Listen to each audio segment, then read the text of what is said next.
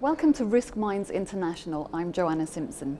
Joining me now is Brexit Negotiator for the European Parliament and former Belgian Prime Minister Guy Verhofstadt. Thank you very much for joining me today. Just tell me, what are going to be the major challenges for financial institutions in the European Union over the next 5 years in terms of risk management? Well, first of all, on the future of the European Union, I'm quite optimistic that the European Union will reform itself and that there will be no risk for further Brexits, like a Nexit, a Dexit or a Frexit, an exit from France. That I'm pretty sure about it. Since the Brexit referendum, what you see is that there is a positive mood in the public opinion, not towards this European Union, but towards the European idea as a whole. So people are mainly saying, well, yeah, this union doesn't work well, but to exit it, to go out of it, that is not what we want. And then, secondly, it is very difficult to say today what will be the environment within 3, 4, 5 years, because we still need to negotiate the future relationship between Britain and the European Union. And I think that concretely we're going to start on this in a few months from February, March next year on. And how do you hope those negotiations will go?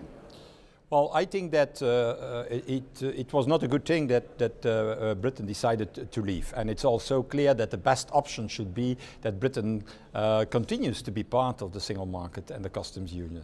That should be the best also for business, I think. But as they have decided not to do so, we need to negotiate a new relationship. And that new relationship, in my opinion, has to be a close one. And not only linked to trade and economy, but also covering fields like internal security, external security, thematic cooperations like research, education, things like that. And naturally, the most important part of it, trade and economy. So the position of the European Parliament has always been, let's negotiate a very close relationship. And unfortunately, we are saying we cannot continue with the single market and the customs union, because that should be the best way of partnership. So what will be the single biggest impact from Brexit on financial services?